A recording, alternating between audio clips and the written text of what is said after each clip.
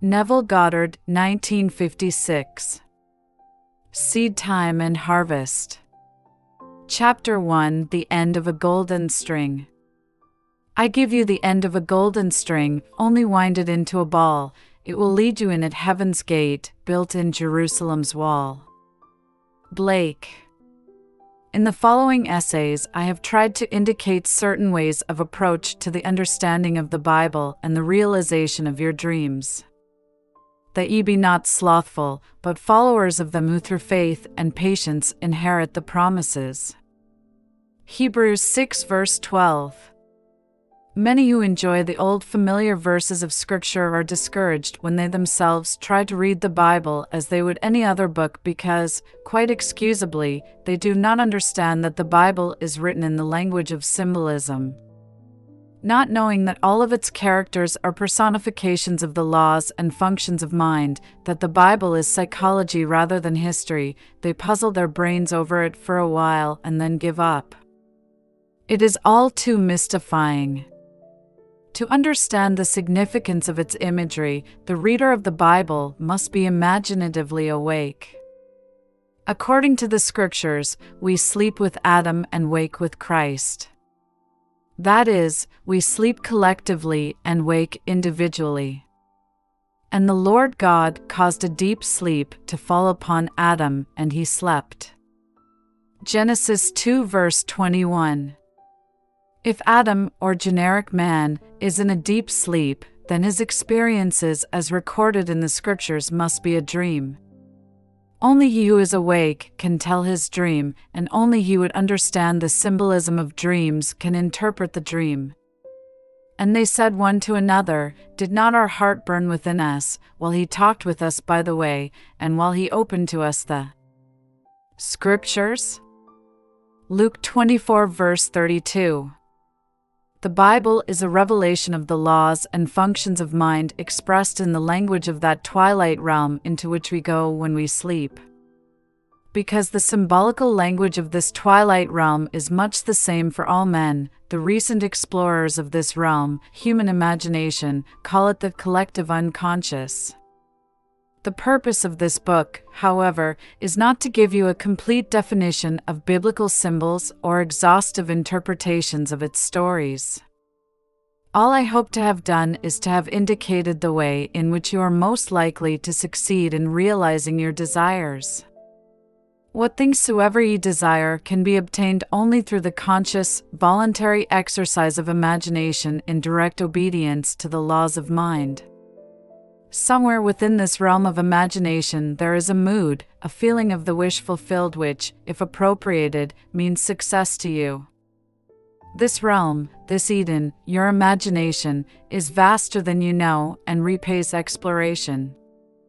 I give you the end of a golden string, you must wind it into a ball. Chapter 2: The Four Mighty Ones. And a river went out of Eden to water the garden, and from thence it was parted, and became into four heads. Genesis 2 verse 10. And every one had four faces, Ezekiel 10 verse 14. I see four men loose, walking in the midst of the fire, and they have no hurt, and the form of the fourth is like the Son of God. Daniel 3 verse 25. For mighty ones are in every man. Blake. The four mighty ones constitute the selfhood of man, or God in man. There are four mighty ones in every man, but these four mighty ones are not four separate beings, separated one from the other as are the fingers of his hand. The four mighty ones are four different aspects of his mind, and differ from one another in function and character without being four separate selves inhabiting one man's body. The four mighty ones may be equated with the four Hebrew characters, Yod, He, Vav, He, from right to left, which form the four-lettered mystery name of the creative power, Yahweh, or even occasionally as Jehovah, from in combining within itself the past, present, and future forms of the verb to be. The tetragrammaton is revered as the symbol of the creative power in man. I am the creative four functions in man reaching forth to realize in actual material phenomena qualities latent in itself. We can best understand the four mighty ones by comparing them to the four most important characters in the production of a play. All the world's a stage, and all the men and women merely players. They have their exits and their entrances, and one man in his time plays many parts. As You Like It, Act 2, Scene 7. The producer, the author, the director, and the actor are the four most important characters in the production of a play. In the drama of life, the producer's function is to suggest the theme of a play. This he does in the form of a wish, such as, I wish I were successful, I wish I could take a trip, I wish I were married, and so on. But to appear on the world stage, these general themes must somehow be specified and worked out in detail. It is not enough to say, I wish I were successful, that is too vague. Successful at what? However, the first mighty one only suggests a theme. The dramatization of the theme is left to the originality of the second mighty one, the author. In dramatizing the theme, the author writes only the last scene of the play, but this scene he writes in detail. The scene must dramatize the wish fulfilled. He mentally constructs as lifelike a scene as possible of what he would experience had he realized his wish. When the scene is clearly visualized, the author's work is done. The third mighty one in the production of life's play is the director. The director's tasks are to see that the actor remains faithful to the script and to rehearse him over and over again until he is natural in the part. This function may be likened to a controlled and consciously directed attention, an attention focused exclusively on the action, which implies that the wish is already realized. The form of the fourth is like the Son of God, human imagination, the actor. This fourth mighty one performs within himself, in imagination, the predetermined action which implies the fulfillment of the wish. This function does not visualize or observe the action. This function actually enacts the drama and does it over and over again until it takes on the tones of reality. Without the dramatized vision of fulfilled desire, the theme remains a mere theme and sleeps forever in the vast chambers of unborn themes. Nor without the cooperant attention, obedient to the dramatized vision of fulfilled desire, will the vision perceived attain objective reality. The four mighty ones are the four quarters of the human soul. The first is Jehovah's King, who suggests the theme. The second is Jehovah's Servant, who faithfully works out the theme in a dramatic vision. The third is Jehovah's Man, who is attentive and obedient to the vision of fulfilled desire, who brings the wandering imagination back to the script 70 times 7. The form of the fourth is Jehovah himself, who enacts the dramatized theme on the stage of the mind. Let this mind be in you, which was also in Christ Jesus, who, being in the form of God, thought it not robbery to be equal with God. Philippians 2 verses 5 and 6. The drama of life is a joint effort of the four quarters of the human soul. All that you behold, though it appears without, it is within, in your imagination, of which this world of mortality is but a shadow. Blake. All that we behold is a visual construction contrived to express a theme which has been dramatized, rehearsed, and performed elsewhere. What we are witnessing on the stage of the world is an optical construction devised to express the themes which have been dramatized, rehearsed, and performed in the imagination of men. The four mighty ones constitute the selfhood of man, or God in man, and all that man beholds, though it appears without, are but shadows cast upon the screen of space, optical constructions contrived by selfhood to inform him in regard to the themes which he has conceived, dramatized, rehearsed, and performed within himself. The creature was made subject unto vanity, that he may become conscious of selfhood and its functions, for with consciousness of selfhood and its functions, he can act to a purpose, he can have a consciously self-determined history. Without consciousness, he acts unconsciously, and cries to an objective God to save him from his own creation. O Lord, how long shall I cry, and thou wilt not hear? Even cry out unto thee of violence, and thou wilt not save. Habakkuk 1 verse 2. When man discovers that life is a play which he, himself, is consciously or unconsciously writing, he will cease from the blind, self-torture of executing judgment upon others. Instead, he will rewrite the play to conform to his ideal, for he will realize that all changes in the play must come from the cooperation of the four mighty ones within himself. They alone can alter the script and produce the change. All the men and women in his world are merely players and are as helpless to change his play as are the players on the screen of the theater to change the picture. The desired change must be conceived, dramatized, rehearsed, and performed in the theater of his mind. When the fourth function, the imagination, has completed its task of rehearsing the revised version of the play until it is natural, then the curtain will rise upon this so seemingly solid world, and the mighty four will cast a shadow of the real play upon the screen of space. Men and women will automatically play their parts to bring about the fulfillment of the dramatized theme. The players, by reason of their various parts in the world's drama, become relevant to the individual's dramatized theme and, because relevant, are drawn into his drama. They will play their parts, faithfully believing all the while that it was they themselves who initiated the parts they play. This they do because Thou, Father, art in me, and I in thee. I in them, and thou in me. John 17 verses 21 and 23. I am involved in mankind. We are one. We are all playing the four parts of producer, author, director, and actor in the drama of life. Some of us are doing it consciously, others unconsciously.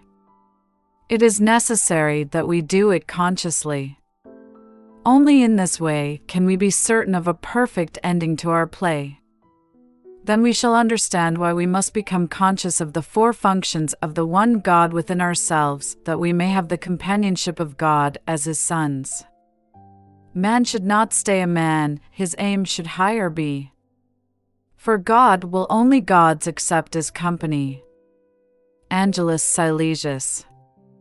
In January of 1946, I took my wife and little daughter to Barbados in the British West Indies for a holiday. Not knowing there were any difficulties in getting a return passage, I had not booked ours before leaving New York. Upon our arrival in Barbados, I discovered that there were only two ships serving the islands, one from Boston and one from New York. I was told there was no available space on either ship before September. As I had commitments in New York for the first week in May, I put my name on the long waiting list for the April sailing. A few days later, the ship from New York was anchored in the harbor. I observed it very carefully and decided that this was the ship we should take. I returned to my hotel and determined on an inner action that would be mine were we actually sailing on that ship. I settled down in an easy chair in my bedroom to lose myself in this imaginative action. In Barbados, we take a motor launch or rowboat out into the deep harbor when we embark on a large steamer. I knew I must catch the feeling that we were sailing on that ship. I chose the inner action of stepping from the tender and climbing up the gangplank of the steamer. The first time I tried, my attention wandered after I had reached the top of the gangplank. I brought myself back down and tried again and again. I do not recall how many times I carried out this action in my imagination until I reached the deck and looked back at the port with the feeling of sweet sadness at departing. I was happy to be returning to my home in New York, but nostalgic in saying goodbye to the lovely island and our family and friends.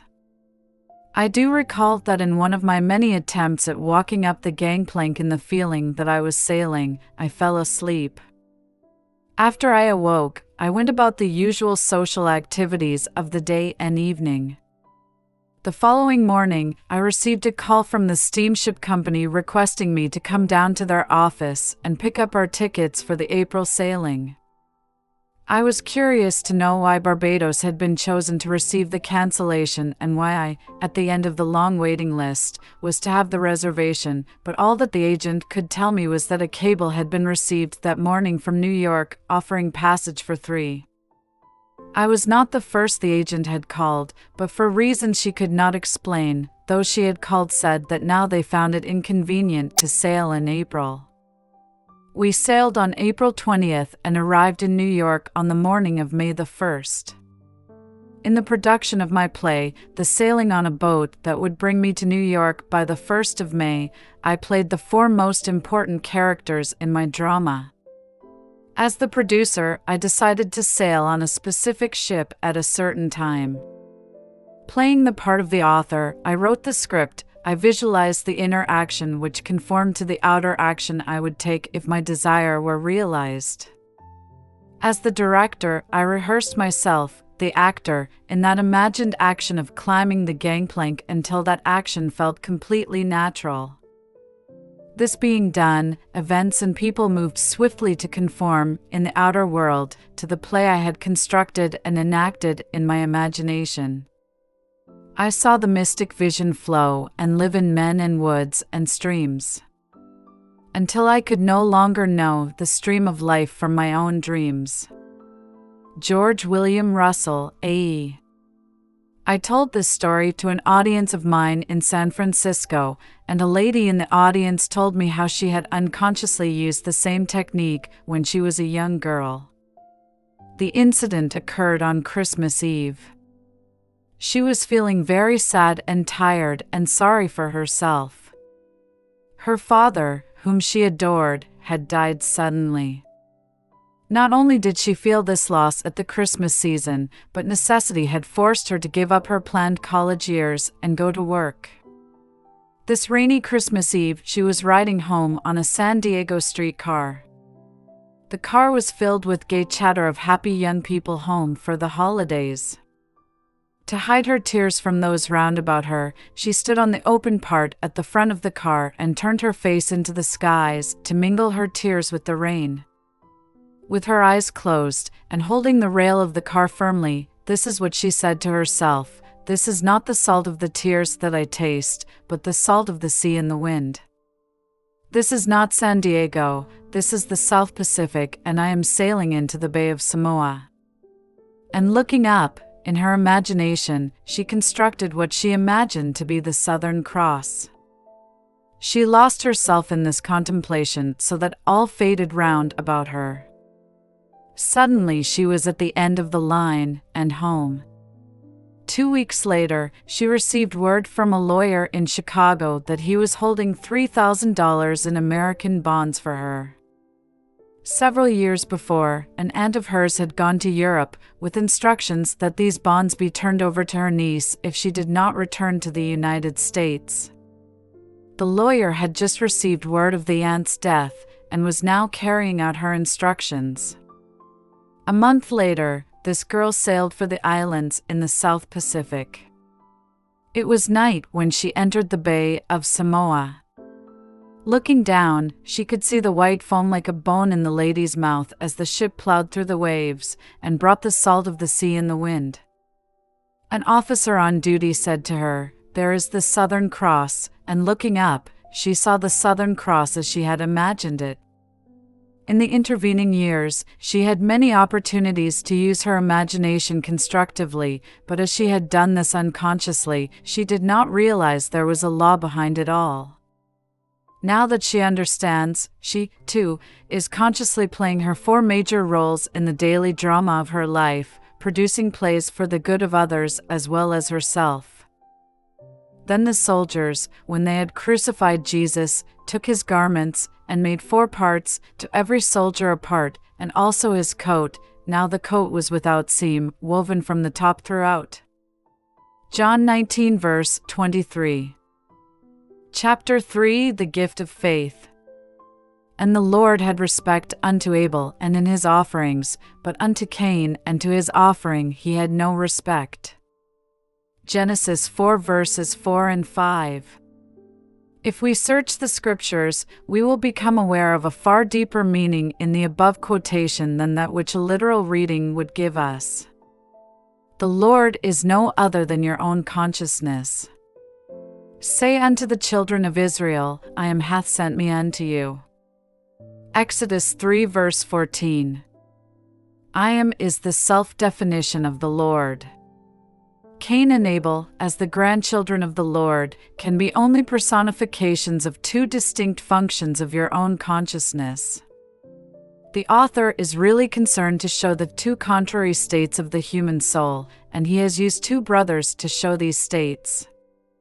The 2 brothers represent 2 distinct outlooks on the world possessed by everyone. One is the limited perception of the senses, and the other is an imaginative view of the world. Cain, the first view, is a passive surrender to appearances and an acceptance of life on the basis of the world without, a view which inevitably leads to unsatisfied longing or a contentment with disillusion. Abel, the second view, is a vision of fulfilled desire, lifting man above the evidence of the senses to that state of relief where he no longer pines with desire. Ignorance of the second view is a soul on fire. Knowledge of the second view is the wing whereby it flies to the heaven of fulfilled desire. Come, eat my bread and drink of the wind that I have mingled, forsake the foolish and live. Proverbs 9 verse 56. In the Epistle to the Hebrews, the writer tells us that Abel's offering was faith and, states the author, without faith it is impossible to please him. Hebrews 11 verse 6. Now faith is the substance of things hoped for, the evidence of things not seen. Through faith we understand that the worlds were framed by the word of God, so that things which are seen were not made of things which do appear. Hebrews 11 verses 1 and 3. Cain offers the evidence of the senses which consciousness, the Lord, rejects, because acceptance of this gift as a mold of the future would mean the fixation and perpetuation of the present state forever. The sick would be sick, the poor would be poor, the thief would be a thief, the murderer a murderer, and so on, without hope of redemption. The Lord, or consciousness, has no respect for such passive use of imagination, which is the gift of Cain. He delights in the gift of Abel, the active, voluntary, loving exercise of the imagination on behalf of man for himself and others. Let the weak man say, I am strong, Joel 3 verse 10. Let man disregard appearances and declare himself to be the man he wants to be. Let him imagine beauty where his senses reveal ashes, joy where they testify to mourning, riches where they bear witness to poverty. Only by such active, voluntary use of imagination can man be lifted up and Eden restored. The ideal is always waiting to be incarnated, but unless we ourselves offer the ideal to the Lord, our consciousness, by assuming that we are already that which we seek to embody, it is incapable of birth. The Lord needs his daily lamb of faith to mold the world in harmony with our dreams. By faith Abel offered unto God a more excellent sacrifice than Cain. Hebrews 11 verse 4. Faith sacrifices the apparent fact for the unapparent truth. Faith holds fast to the fundamental truth that through the medium of an assumption, invisible states become visible facts. For what is faith unless it is to believe what you do not see? St. Augustine. Just recently, I had the opportunity to observe the wonderful results of one who had the faith to believe what she did not see. A young woman asked me to meet her sister and her 3-year-old nephew. He was a fine, healthy lad with clear blue eyes and an exceptionally fine, unblemished skin. Then, she told me her story. At birth, the boy was perfect in every way save for a large, ugly birthmark covering one side of his face. Their doctor advised them that nothing could be done for this type of scar. Visits to many specialists only confirmed his statement. Hearing the verdict, the aunt set herself the task of proving her faith that an assumption, though denied by the evidence of the senses, if persisted in, will harden into fact. Every time she thought of the baby, which was often, she saw, in her imagination, an 8-month-old baby with a perfect face, without any trace of a scar. This was not easy, but she knew that in this case, that was the gift of Abel which pleased God. She persisted in her faith. She believed what was not there to be seen. The result was that she visited her sister on the child's 8-month birthday and found him to have a perfect, unblemished skin with no trace of a birthmark ever having been present. Luck. Coincidence? Shouts Cain. No. Abel knows that these are names given by those who have no faith to the works of faith. We walk by faith, not by sight. 2 Corinthians 5:7. When reason and the facts of life oppose the idea you desire to realize, and you accept the evidence of your senses and the dictates of reason as the truth, you have brought the Lord, your consciousness, the gift of Cain. It is obvious that such offerings do not please him. Life on earth is a training ground for image-making. If you use only the molds which your senses dictate, there will be no change in your life. You are here to live the more abundant life, so you must use the invisible molds of imagination and make results and accomplishments the crucial test of your power to create. Only as you assume the feeling of the wish fulfilled and continue therein are you offering the gift that pleases. When Abel's gift is my attire, then I'll realize my desire. The prophet Malachi complains that man has robbed God, but ye say, wherein have we robbed thee? In tithes and offerings. Malachi 3:8. Facts based upon reason and the evidence of the senses, which oppose the idea seeking expression, rob you of the belief in the reality of the invisible state. But faith is the evidence of things not seen, and through it good calleth those things which be not as though they were. Romans 4:17. Call the thing not seen, assume the feeling of your wish fulfilled. That there may be meat in mine house, and prove me now herewith, saith the Lord of hosts, if I will not open you the windows of heaven, and pour you out a blessing, that there shall not be room enough to receive it. Malachi 3:10. This is the story of a couple living in Sacramento, California, who refused to accept the evidence of their senses, who refused to be robbed, in spite of a seeming loss. The wife had given her husband a very valuable wristwatch. The gift doubled its value because of the sentiment he attached to it. They had a little ritual with the watch. Every night, as he removed the watch, he gave it to her, and she put it away in a special box in the bureau. Every morning she took the watch and gave it to him to put on. One morning the watch was missing. They both remembered playing their usual parts the night before, therefore the watch was not lost or misplaced, but stolen. Then and there, they determined not to accept the fact that it was really gone. They said to each other, "This is an opportunity to practice what we believe." They decided that, in their imagination, they would enact their customary ritual as though the watch were actually there. In his imagination, every night the husband took off the watch and gave it to his wife, while in her imagination she accepted the watch and carefully put it away. Every morning she removed the watch from its box and gave it to her husband, and he, in turn, put it on. This they did faithfully for 2 weeks. After their 14-day vigil, a man went into the one and only jewelry store in Sacramento where the watch would be recognized. As he offered a gem for appraisal, the owner of the store noticed the wristwatch he was wearing. Under the pretext of needing a closer examination of the stone, he went into an inner office and called the police. After the police arrested the man, they found in his apartment over $10,000 worth of stolen jewelry. In walking by faith, not by sight, this couple attained their desire, the watch, and also aided many others in regaining what had seemed to be lost forever. If one advances confidently in the direction of his dream and endeavors to live the life which he has imagined, he will meet with a success unexpected in common hours. Thoreau. Chapter 4 of The Scale of Being.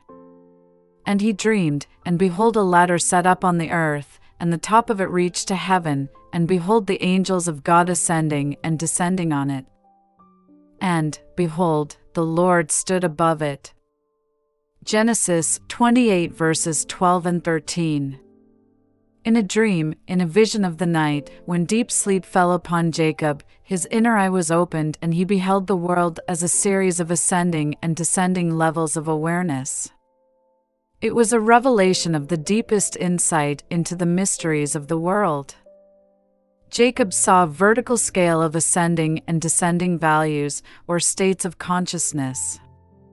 This gave meaning to everything in the outer world, for without such a scale of values, there would be no meaning to life.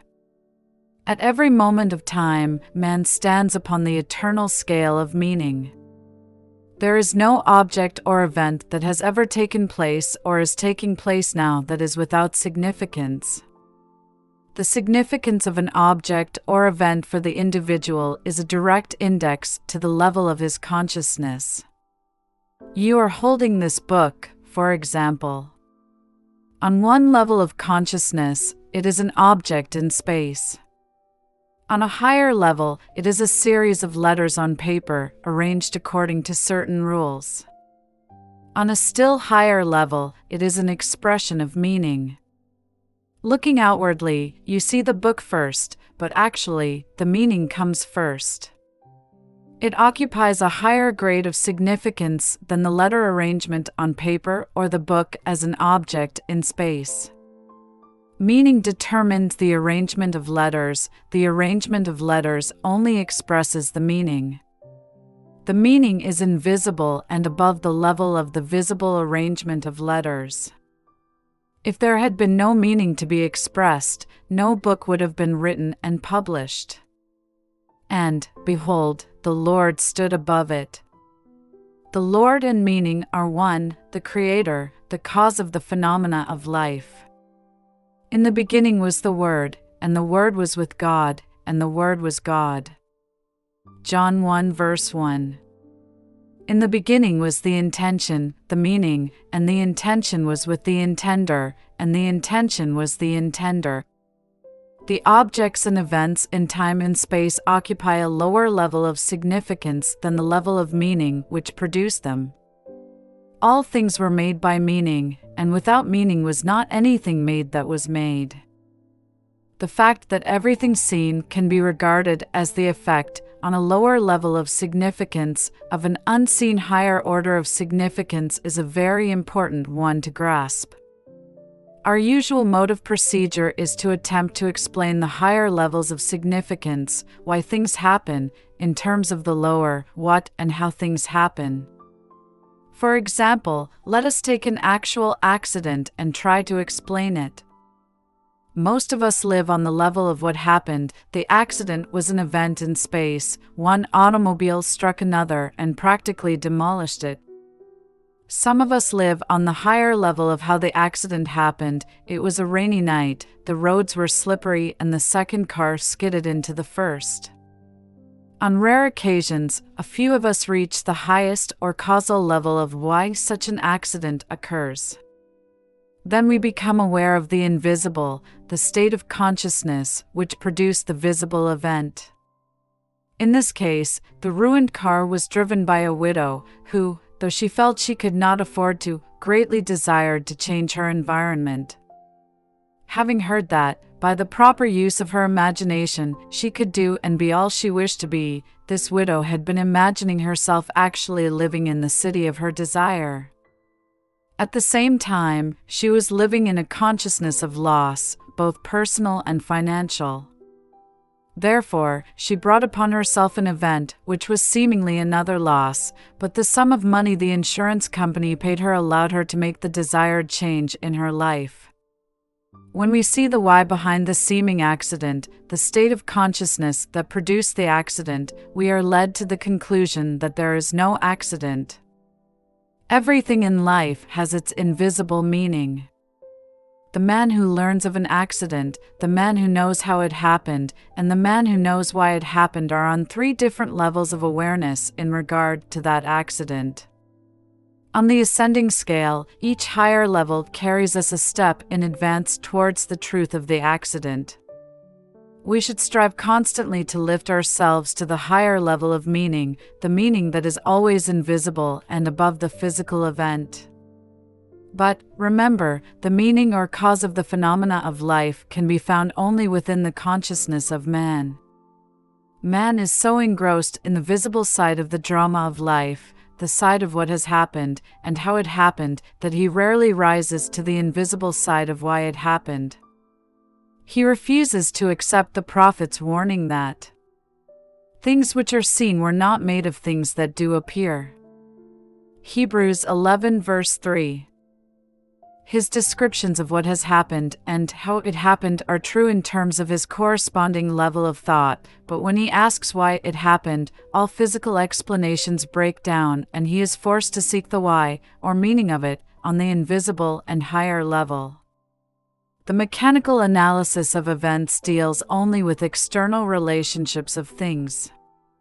Such a course will never reach the level which holds the secret of why the events happen.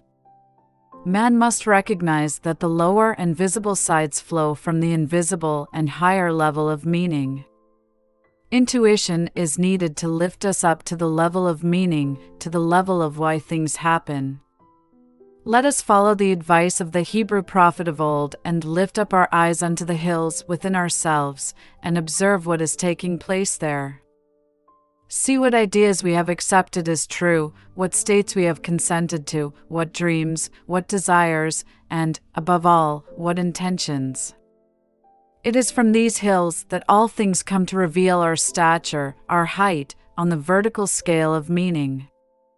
If we lift our eyes to the enemy who works behind the veil, we will see the meaning of the phenomena of life.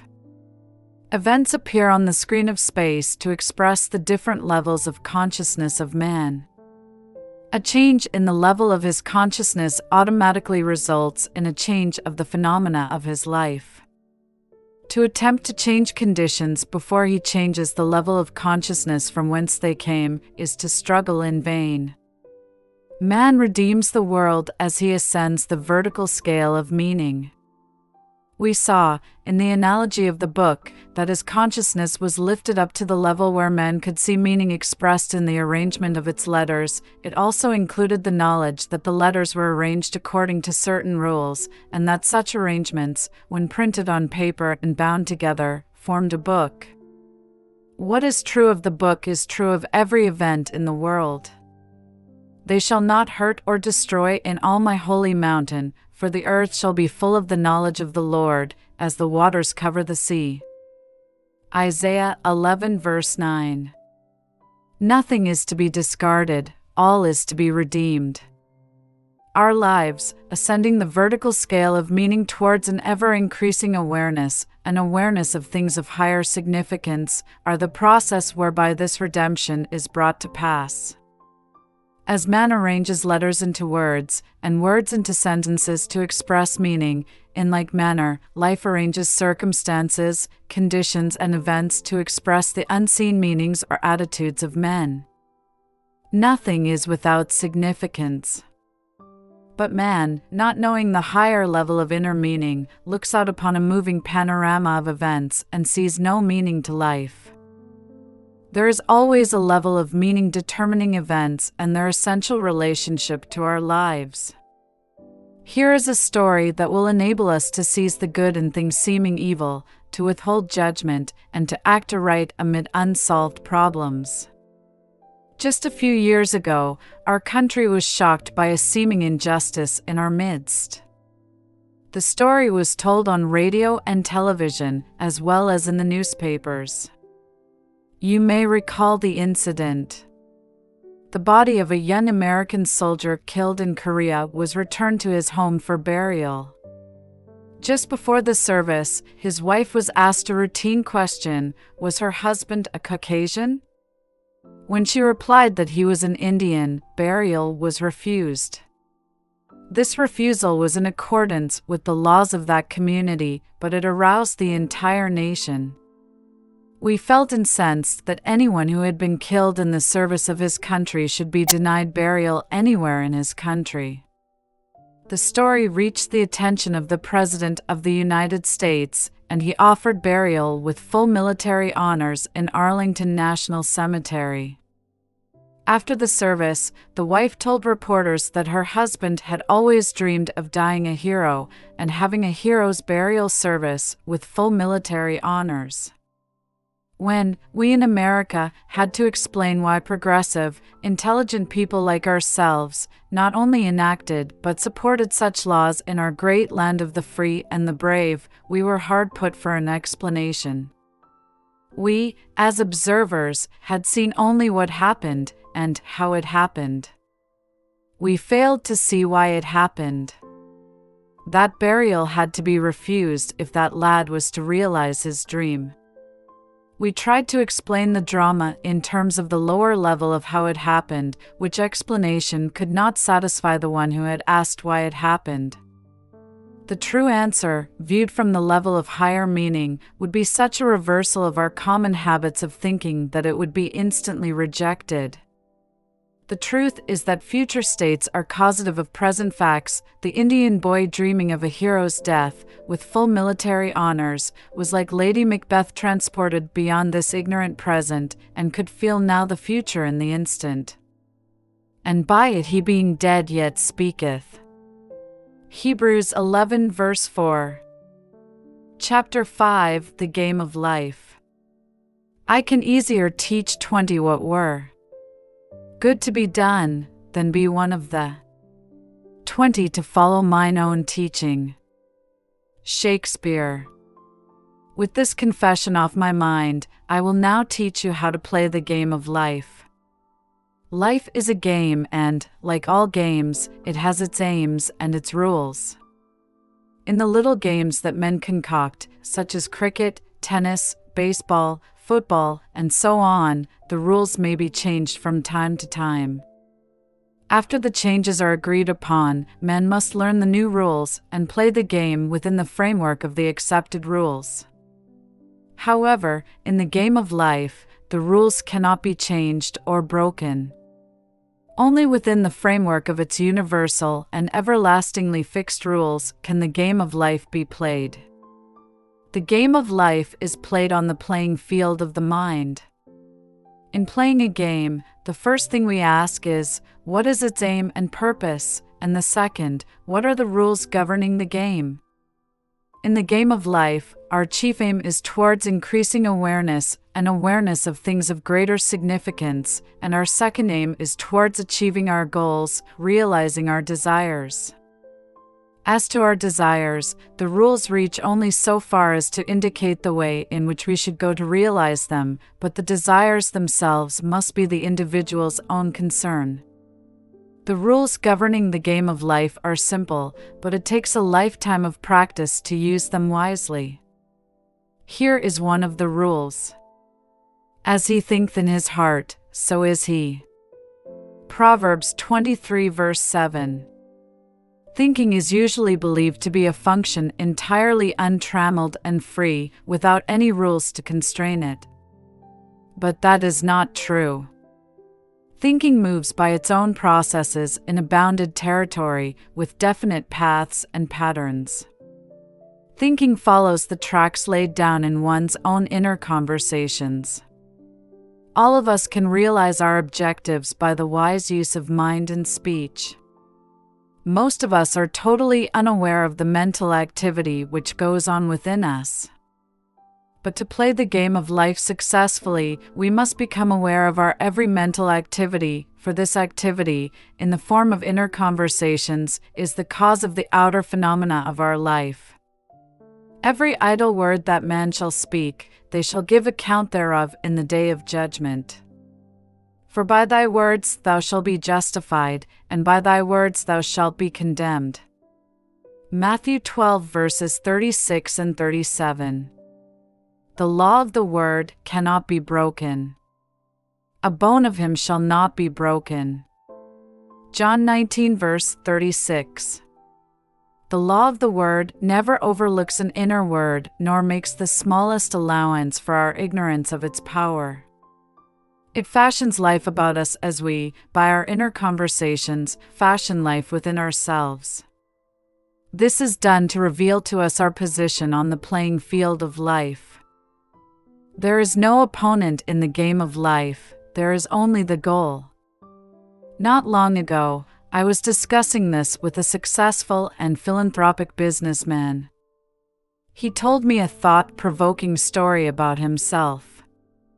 He said, "You know, Neville, I first learned about goals in life when I was 14, and it was on the playing field at school.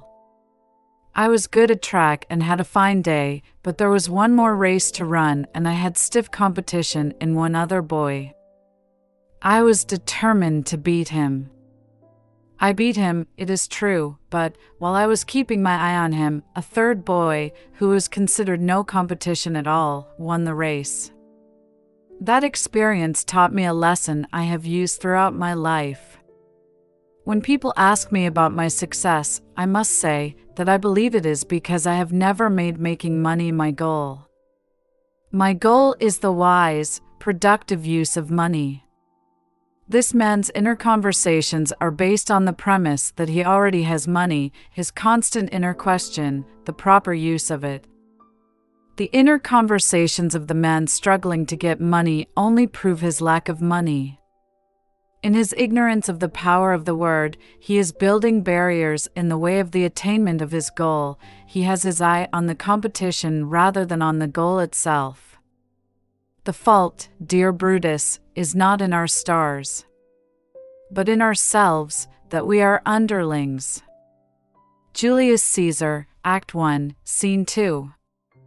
As the worlds were framed by the word of God, so we as imitators of God, as dear children, create the conditions and circumstances of our lives by our all-powerful human inner words. Without practice, the most profound knowledge of the game would produce no desired results. To him that knoweth to do good, that is, knoweth the rules, and doeth it not, to him it is sin. In other words, he will miss his mark and fail to realize his goal. In the parable of the talents, the master's condemnation of the servant who neglected to use his gift is clear and unmistakable, and having discovered one of the rules of the game of life, we risk failure by ignoring it. The talent not used, like the limb not exercised, slumbers and finally atrophies. We must be doers of the word, and not hearers only. Since thinking follows the tracks laid down in one's own inner conversations, not only can we see where we are going on the playing field of life by observing our inner conversations, but also, we can determine where we will go by controlling and directing our inner talking. What would you think and say and do? Are you already the one you want to be? Begin to think and say and do this inwardly. You are told that there is a rod in heaven that revealeth secrets, and you must always remember that heaven is within you, and to make it crystal clear who God is, where He is, and what His secrets are, Daniel continues, thy dream and the visions of thy head are these. They reveal the tracks to which you are tied, and point the direction in which you are going.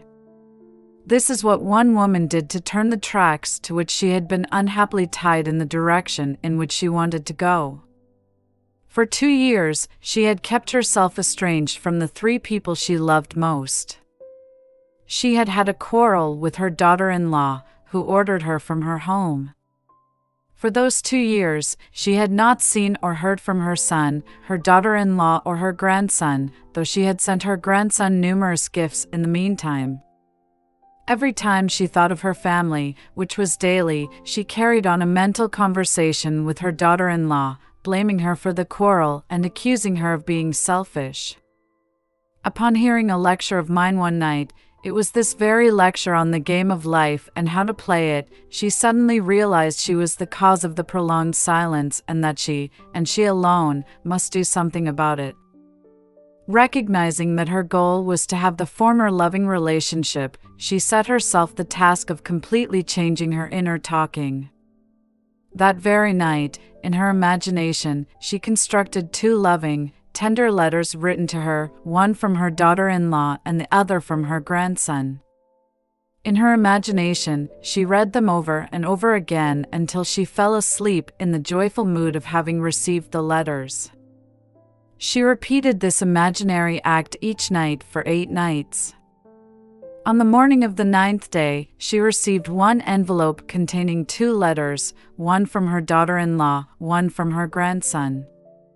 They were loving, tender letters inviting her to visit them, almost replicas of those she had constructed mentally. By using her imagination consciously and lovingly, she had turned the tracks to which she was tied, in the direction she wanted to go, towards a happy family reunion. A change of attitude is a change of position on the playing field of life. The game of life is not being played out there in what is called space and time. The real moves in the game of life take place within, on the playing field of the mind. Losing thy soul, thy soul. Again to find, rendering toward that goal. Thy separate mind. Lawrence Houseman. Chapter 6 Time, Times, and a Half. And one said to the man clothed in linen, which was upon the waters of the river, how long shall it be to the end of these wonders? And I heard the man clothed in linen, which was upon the waters of the river, when he held up his right hand and his left hand unto heaven, and swear by him that liveth forever that it shall be for a time, times, and an half. Daniel 12 verses 6 and 7. At one of my lectures given in Los Angeles on the subject of the hidden meaning behind the stories of the Bible, someone asked me to interpret the above quotation from the book of Daniel. After I confessed I did not know the meaning of that particular passage, a lady in the audience said to herself, if the mind behaves according to the assumption with which it starts, then I will find the true answer to that question and tell it to Neville. And this is what she told me. Last night the question was asked, what is the meaning of time, times, and an half as recorded in Daniel 12 verse 7? Before going to sleep last night I said to myself, now there is a simple answer to this question, so I will assume that I know it, and while I am sleeping my greater self will find the answer and reveal it to my lesser self in dream or vision. Around 5 a.m. I awakened. It was too early to rise, so remaining in bed I quickly fell into that half-dreamy state between waking and sleeping, and while in that state a picture came into my mind of an old lady. She was sitting in a rocking chair and rocking back and forth, back and forth. Then a voice which sounded like your voice said to me, do it over and over and over again until it takes on the tones of reality. I jumped out of bed and reread the 12th chapter of Daniel, and this is the intuitive answer I received. Taking the 6th and 7th verses, for they constituted last night's question, I felt that if the garments with which biblical characters are clothed correspond to their level of consciousness, as you teach, then linen must represent a very high level of consciousness indeed, for the man clothed in linen was standing upon the waters of the river, and if, as you teach, water symbolizes a high level of psychological truth, then the individual who could walk upon it must truly represent an exalted state of consciousness. I therefore felt that what he had to say must indeed be very significant. Now the question asked of him was, how long shall it be to the end of these wonders? And his answer was, a time, times, and a half. Remembering my vision of the old lady rocking back and forth, and your voice telling me to do it over and over and over again until it takes on the tones of reality, and remembering that this vision and your instruction came to me in response to my assumption that I knew the answer, I intuitively felt that the question asked the man clothed in linen meant, how long shall it be until the wonderful dreams that I am dreaming become a reality? And his answer is, do it over and over and over again until it takes on the tones of reality. A time means to perform the imaginary action, which implies the fulfillment of the wish. Times mean to repeat the imaginary action over and over again, and in half means the moment of falling asleep while performing the imaginary action, for such a moment usually arrives before the predetermined action is completed and, therefore, can be said to be a half, or part, of a time. To get such inner understanding of the scriptures by the simple assumption that she did know the answer was a wonderful experience for this woman. However, to know the true meaning of time, times, and in half, she must apply her understanding in her daily life.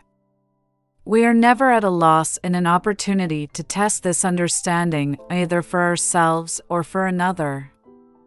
A number of years ago, a widow living in the same apartment house as we came to see me about her cat. The cat was her constant companion and dear to her heart. He was, however, 8 years old, very ill and in great pain. He had not eaten for days and would not move from under her bed. 2 veterinarians had seen the cat and advised the woman that the cat could not be cured and that he should be put to sleep immediately. I suggested that night, before retiring, she create in her imagination some action that would indicate the cat was its former healthy self. I advised her to do it over and over again until it took on the tones of reality. This, she promised to do. However, either from lack of faith in my advice or from lack of faith in her own ability to carry out the imaginary action, she asked her niece to spend the night with her. This request was made so that if the cat were not well by morning, the niece could take it to the veterinarians and she, the owner, would not have to face such a dreaded task herself.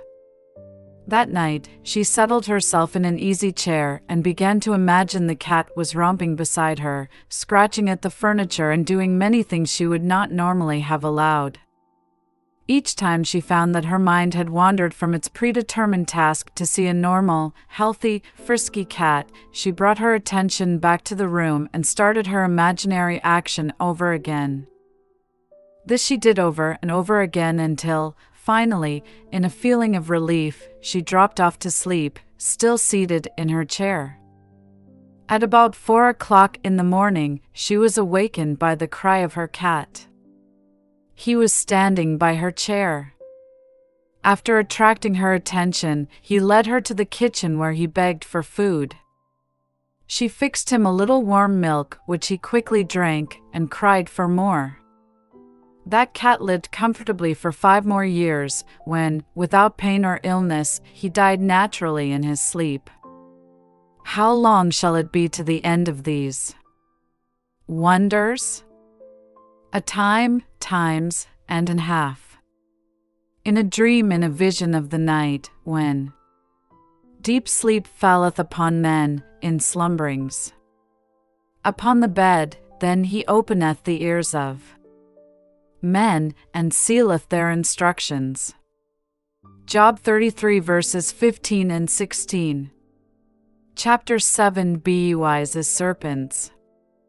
Be ye therefore wise as serpents, and harmless as doves. Matthew 10 verse 16. The serpent's ability to form its skin by ossifying a portion of itself, and its skill in shedding each skin as it outgrew it, caused man to regard this reptile as a symbol of the power of endless growth and self-reproduction.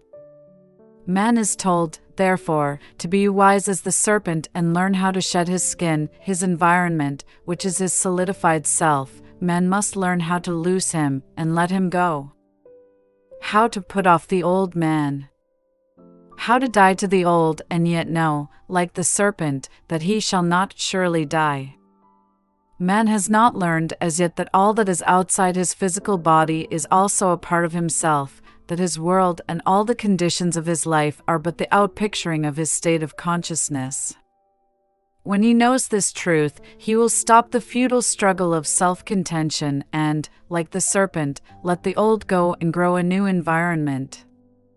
Man is immortal, therefore he must die endlessly. For life is a creative idea. It can only find itself in changing forms. Tagore. In ancient times, serpents were also associated with the guardianship of treasure or wealth. The injunction to be wise as serpents is the advice to man to awaken the power of his subtilized body, his imagination, that he, like the serpent, may grow and outgrow, die and yet not die, for from such deaths and resurrections alone, shedding the old and putting on the new, shall come fulfillment of his dreams and the finding of his treasures. As the serpent was more subtle than any beast of the field which the Lord God had made, Genesis 3 verse 1, even so, imagination is more subtle than any creature of the heavens which the Lord God had created.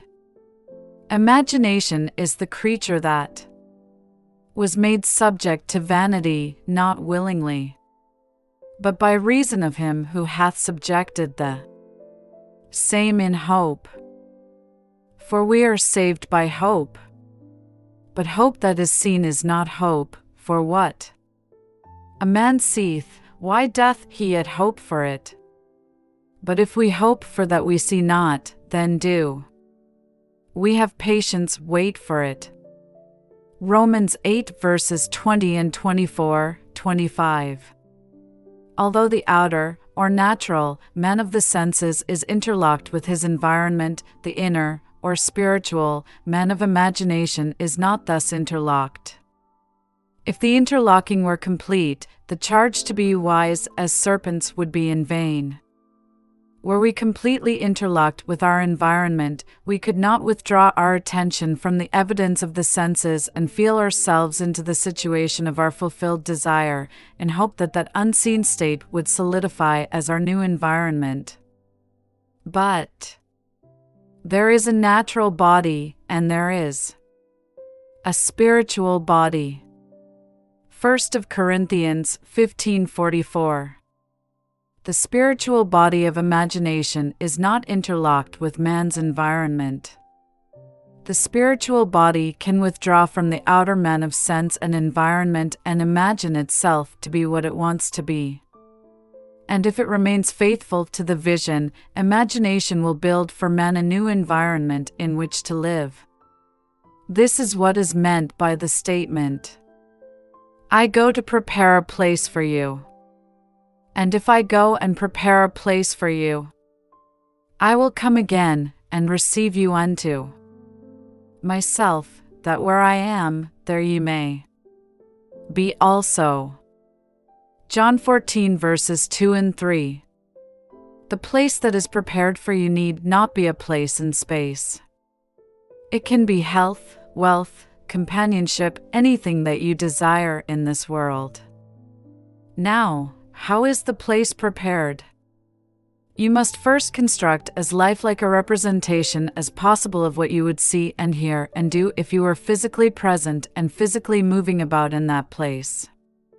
Then, with your physical body immobilized, you must imagine that you are actually in that place and are seeing and hearing and doing all that you would see and hear and do if you were there physically. This you must do over and over again until it takes on the tones of reality. When it feels natural, the place has been prepared as the new environment for your outer or physical self. Now you may open your physical eyes and return to your former state. The place is prepared, and where you have been in imagination, there you shall be in the body also. How this imagined state is realized physically is not the concern of you, the natural or outer man.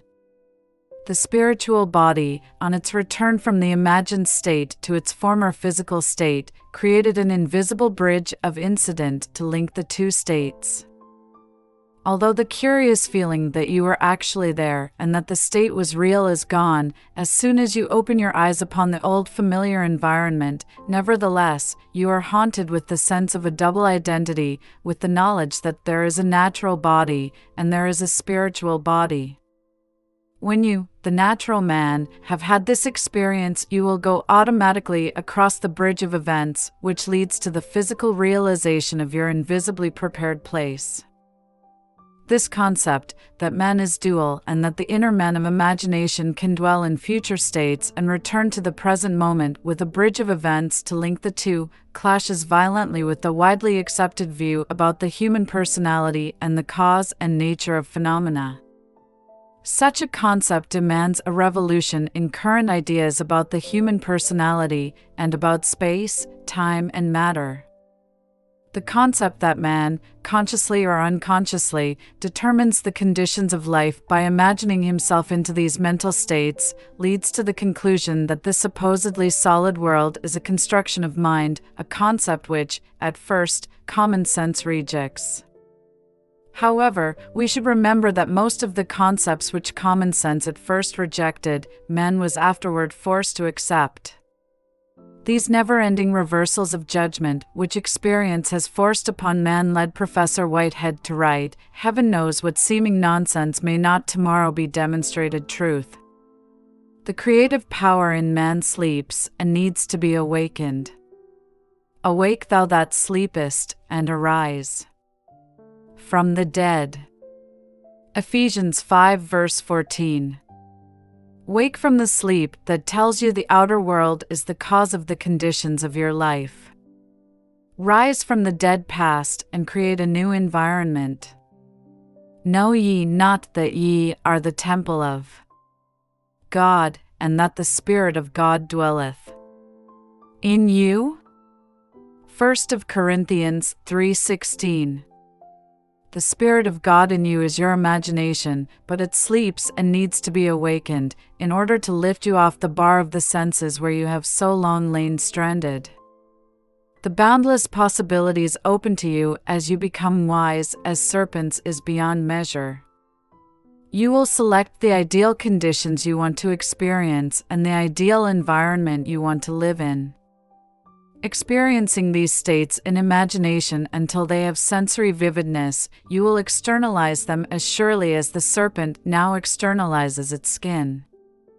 After you have outgrown them, then, you will cast them off as easily as the snake throws her enameled skin. The more abundant life, the whole purpose of creation, cannot be saved through death and resurrection. God desired form, so he became man, and it is not enough for us to recognize his spirit at work in creation. We must see his work in form and say that it is good, even though we outgrow the form, forever and ever. He leads through widening chambers of delight to where throbs rapture near an end that I recedes, because his touch is infinite and lends a yonder to all ends.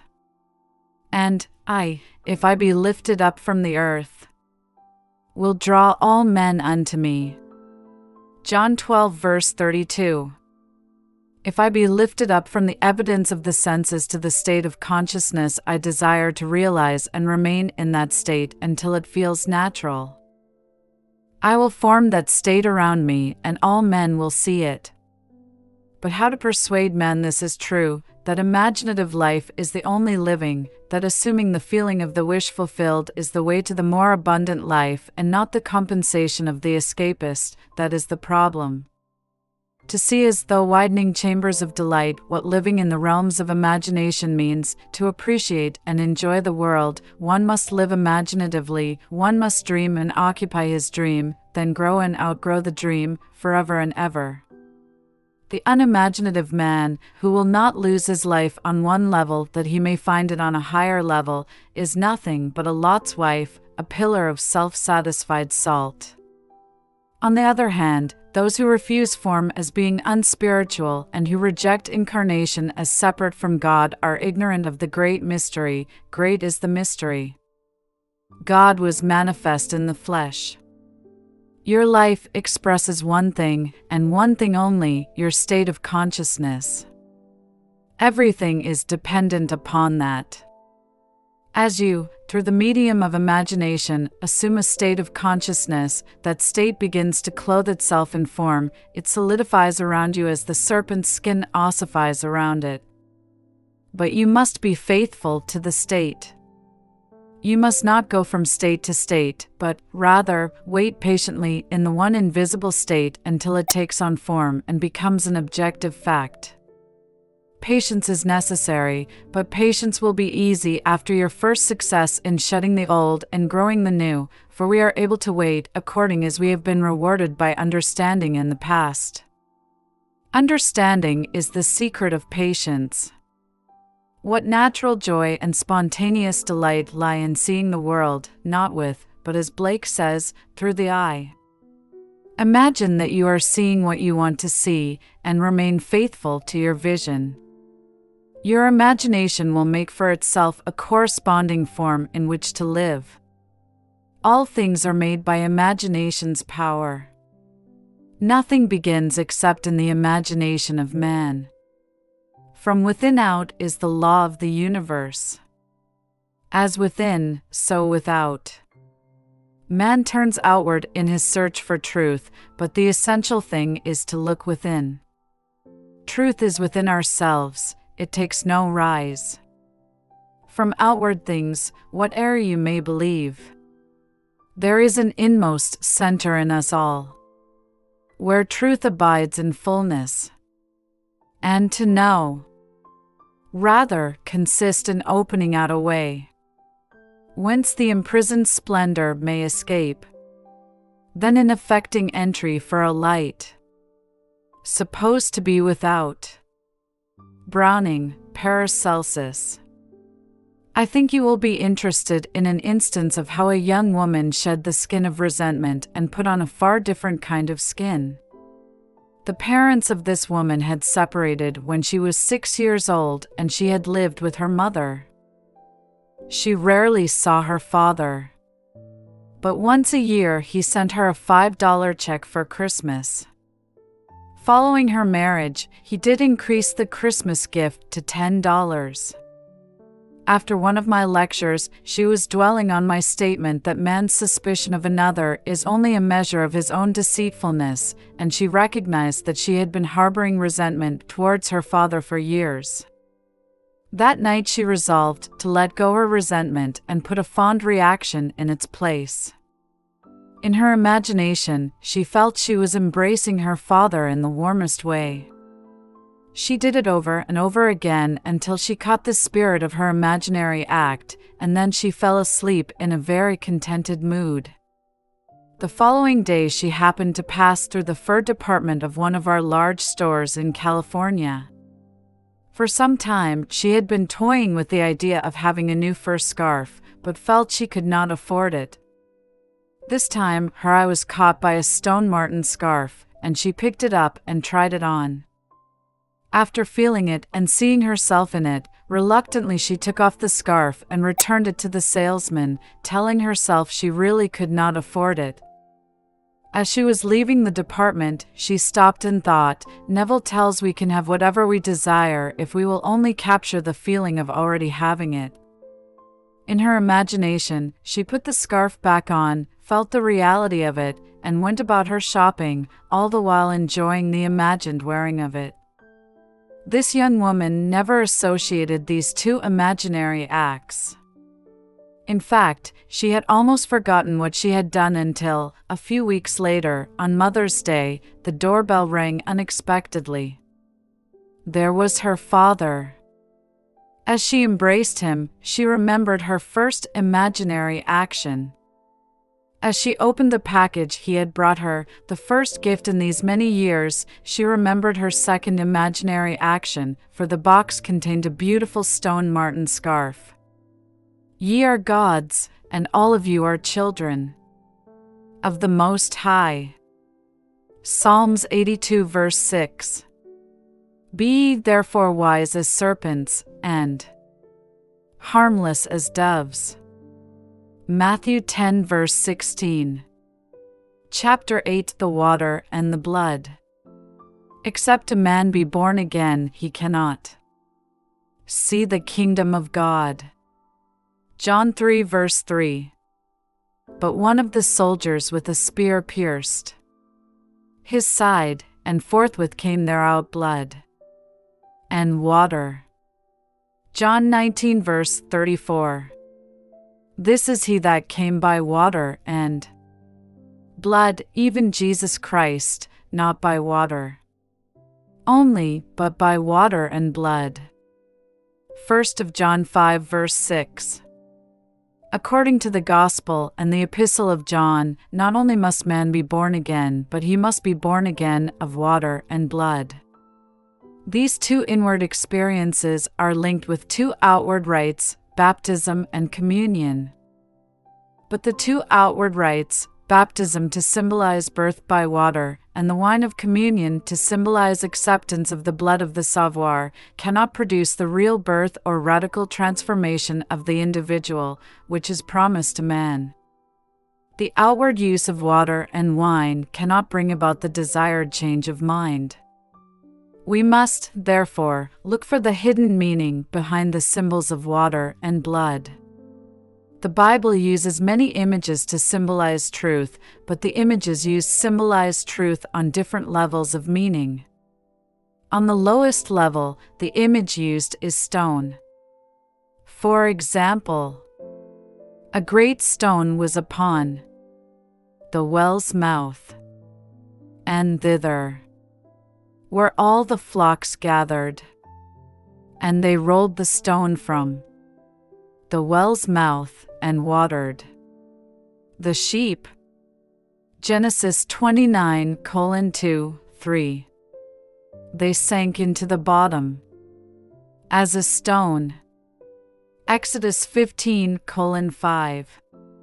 When a stone blocks the well, it means that people have taken these great symbolical revelations of truth literally. When someone rolls the stone away, it means that an individual has discovered beneath the allegory or parable its psychological life germ or meaning. This hidden meaning which lies behind the literal words is symbolized by water. It is this water, in the form of psychological truth, that he then offers to humanity. The flock of my pasture are men. Ezekiel 34 verse 31. The literal-minded man who refuses the cup of water, psychological truth, offered him, sinks into the bottom as a stone.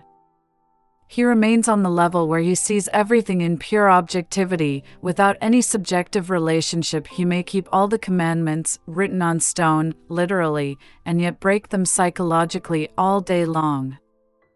He may, for example, not literally steal the property of another, and yet see the other in want. To see another in want is to rob him of his birthright as a child of God. For we are all children of the Most High. And if children, then heirs. Heirs of God and joint heirs with Christ. Romans 8:17. To know what to do about a seeming misfortune is to have the cup of water, the psychological truth that could save the situation. But such knowledge is not enough. Man must not only fill the water pots of stone with water, that is, discover the psychological truth, into wine. This he does by living a life according to the truth which he has discovered. Only by such use of the truth can he taste the water that was made wine. John 2 verse 9. A man's birthright is to be Jesus.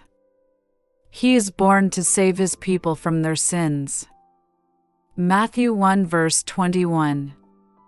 But the salvation of a man is not by water only, but by water and blood. To know what to do to save yourself or another is not enough, you must do it. Knowledge of what to do is water, doing it is blood. This is he that came not by water only, but by water and blood. The whole of this mystery is in the conscious, active use of imagination to appropriate that particular state of consciousness that would save you or another from the present limitation. Outward ceremonies cannot accomplish this. There shall meet you a man bearing a pitcher of water, follow him. And wheresoever he shall go in, say ye to the goodman of the house, the master saith, Where is the guest chamber, where I shall eat the Passover with my disciples? And he will show you a large upper room furnished and prepared, there make ready for us. Whatever you desire is already furnished and prepared. Your imagination can put you in touch inwardly with that state of consciousness. If you imagine that you are already the one you want to be, you are following the man bearing a pitcher of water. If you remain in that state, you have entered the guest chamber, Passover, and committed your spirit into the hands of God, your consciousness. A man's state of consciousness is his demand on the infinite storehouse of God, and, like the law of commerce, a demand creates a supply. To change the supply, you change the demand, your state of consciousness. What you desire to be, that you must feel you already are. Your state of consciousness creates the conditions of your life, rather than the conditions create your state of consciousness. To know this truth is to have the water of life. But your Savior, the solution of your problem, cannot be manifested by such knowledge only. It can be realized only as such knowledge is applied. Only as you assume the feeling of your wish fulfilled, and continue therein, is your side pierced, from whence cometh blood and water. In this manner only is Jesus, the solution of your problem, realized. For thou must know that in the government of the mind thou art thine own Lord and Master, that there will rise up no fire in the circle or whole circumference of thy body and spirit, unless thou awakes it thyself. God is your consciousness. His promises are conditional. Unless the demand, your state of consciousness, is changed, the supply, the present conditions of your life remain as they are. As we forgive, as we change our mind, the law is automatic. Your state of consciousness is the spring of action, the directing force, and that which creates the supply. If that nation, against whom I have pronounced, turn from their evil, I will repent of the evil that I thought to do unto them. And at what instant I shall speak concerning a nation, and concerning a kingdom, to build and to plant it, if it do evil in my sight, that it obey not my voice, then I will repent of the good, wherewith I said I would benefit them. Jeremiah 18 verses 8 and 9, 10. This statement of Jeremiah suggests that a commitment is involved if the individual or nation would realize the goal, a commitment to certain fixed attitudes of mind. The feeling of the wish fulfilled is a necessary condition in man's search for the goal. The story I am about to tell you shows that man is what the observer has the capacity to see in him, that what he is seen to be is a direct index to the observer's state of consciousness. This story is, also, a challenge to us all to shed our blood, use our imagination lovingly on behalf of another. There is no day that passes that does not afford us the opportunity to transform a life by the shedding of our blood. Without the shedding of blood there is no remission. Hebrews 9 verse 22. One night in New York City, I was able to unveil the mystery of the water and the blood to a school teacher. I had quoted the above statement from Hebrews 9 verse 22, and went on to explain that the realization that we have no hope save in ourselves is the discovery that God is within us, that this discovery causes the dark caverns of the skull to grow luminous, and we know that the spirit of man is the candle of the Lord. Proverbs 20 verse 27, and that this realization is the light to guide us safely over the earth. His candle shined upon my head, and by his light I walked through darkness. Job 29 verse 3. However, we must not look upon this radiant light of the head as God, for man is the image of God.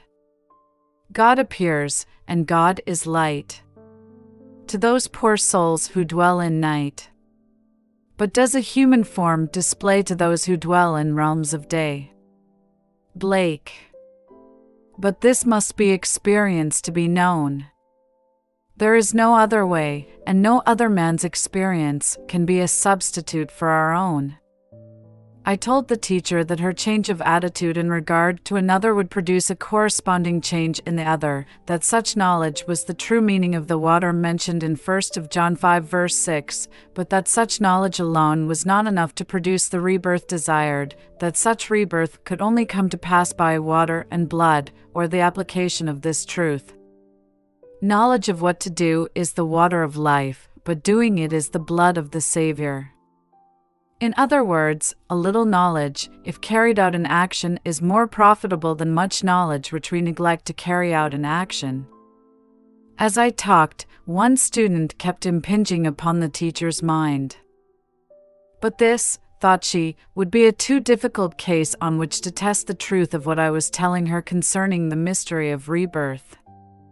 All knew, teachers and students alike, that this particular student was incorrigible. The outer facts of her case were these: the teachers, including the principal and school psychiatrist, had sat in judgment on the student just a few days before. They had come to a unanimous decision that the girl, for the good of the school, must be expelled upon reaching her 16th birthday. She was rude, crude, unethical, and used most vile language. The date for dismissal was but a month away. As she rode home that night, the teacher kept wondering if she could really change her mind about the girls, and if so, would the student undergo a change of behavior because she herself had undergone a change of attitude? The only way to find out would be to try. This would be quite an undertaking, for it meant assuming full responsibility for the incarnation of the new values in the student. Did she dare to assume so great a power, such creative, godlike power? This meant a complete reversal of man's normal attitude towards life from "I will love him if he first loves me" to "he loves me because I first loved him." This was too much like playing God. We love him because he first loved us. 1 John 4 verse 19. But no matter how she tried to argue against it, the feeling persisted that my interpretation gave meaning to the mystery of rebirth by water and blood. The teacher decided to accept the challenge. And this is what she did. She brought the child's face before her mind's eye and saw her smile. She listened and imagined she heard the girl say, "Good morning." This was something the student had never done since coming to that school. The teacher imagined the very best about the girl, and then listened and looked as though she heard and saw all that she would hear and see after these things should be. The teacher did this over and over again until she persuaded herself it was true, and fell asleep. The very next morning, the student entered her classroom and smilingly said, "Good morning." The teacher was so surprised she almost did not respond, and, by her own confession, all through the day she looked for signs of the girl's returning to her former behavior. However, the girl continued in the transformed state. By the end of the week, the change was noted by all, a second staff meeting was called, and a decision of expulsion was revoked.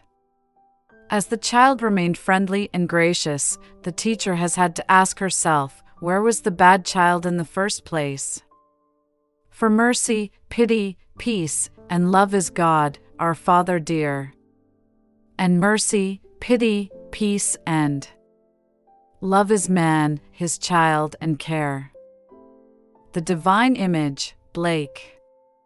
Transformation is in principle always possible, for the transformed being lives in us, and it is only a question of becoming conscious of it. The teacher had to experience this transformation to know the mystery of blood and water. There was no other way, and no man's experience could have been a substitute for her own. We have redemption through his blood. Ephesians 1 verse 7. Without the decision to change her mind in regard to the child and the imaginative power to carry it out, the teacher could never have redeemed the student. None can know the redemptive power of the imagination who has not shed his blood and tasted the cup of experience. Once read thy own breast right, and thou hast done with fears. Man gets no other light, search he 1,000 years. Matthew Arnold. Chapter 9, A Mystical View. And with many such parables spake he the word unto them, as they were able to hear it. But without a parable spake he not unto them, and when they were alone, he expounded all things to his disciples. Mark 4 verses 33 and 34. This collection of parables, which is called the Bible, is a revelation of truth expressed in symbolism to reveal the laws and purposes of the mind of man. As we become aware of deeper meanings in the parables than those which are usually assigned to them, we are apprehending them mystically. For example, let us take a mystical view of the advice given to the disciples in Matthew 10 verse 10. We read that as the disciples were ready to teach and practice the great laws of mind which had been revealed to them, they were told not to provide shoes for the journey. A disciple is one who disciplines his mind that he may consciously function and act on higher and higher levels of consciousness. The shoe was chosen as a symbol of vicarious atonement or the spirit of let me do it for you, because the shoe protects the wearer and shields him from impurities by taking them upon himself. The aim of the disciple is always to lead himself and others from the bondage of dependency into the liberty of the sons of God. Hence the advice, take no shoes. Accept no intermediary between yourself and God. Turn from all who would offer to do for you what you should do, and could, do far better yourself. Earth's crammed with heaven, and every common bush afire with God, but only he who sees takes off his shoes. Elizabeth Barrett Browning. Verily I say unto you, inasmuch as ye have done it unto one of the least of these my brethren, ye have done it unto me. Matthew 25 verse 40. Every time you exercise your imagination on behalf of another, be it good, bad, or indifferent, you have literally done that to Christ, for Christ is awakened human imagination. Through the wise and loving use of imagination, man clothes and feeds Christ, and through ignorant and fearful misuse of imagination, man disrobes and scourges Christ. Let none of you imagine evil in your hearts against your neighbor. Zechariah 8 verse 17 is sound but negative advice. A man may stop misusing his imagination on the advice of a friend, he may be negatively served by the experience of others and learn not to imagine, but that is not enough. Such lack of use of the creative power of imagination could never clothe and feed Christ. The purple robe of the Son of God is woven, not by not imagining evil, but by imaging the good, by the active, voluntary, and loving use of imagination. Whatsoever things are of good report, if there be any virtue, and if there be any praise, think on these things. Philippians 4:8. King Solomon made himself a chariot of the wood of Lebanon. He made the pillars thereof of silver, the bottom thereof of gold, the covering of it of purple, the midst thereof being paved with love. Song of Solomon 3 verses 9 and 10. The first thing we notice is King Solomon made himself. That is what every man must eventually do, make himself a chariot of the wood of Lebanon. By chariot, the writer of this allegory means mind, in which stands the spirit of wisdom, Solomon, controlling the four functions of mind that he may build a world of love and truth. And Joseph made ready his chariot and went up to meet Israel his father. What tributaries follow him to Rome to grace and captive bonds his chariot wheels? If man does not make himself a chariot of the wood of Lebanon, then his will be like Queen Mab's. She is the fairy's midwife, her chariot is an empty hazelnut. The wood of Lebanon was the mystic symbol of incorruptibility. To a mystic, it is obvious what King Solomon made himself.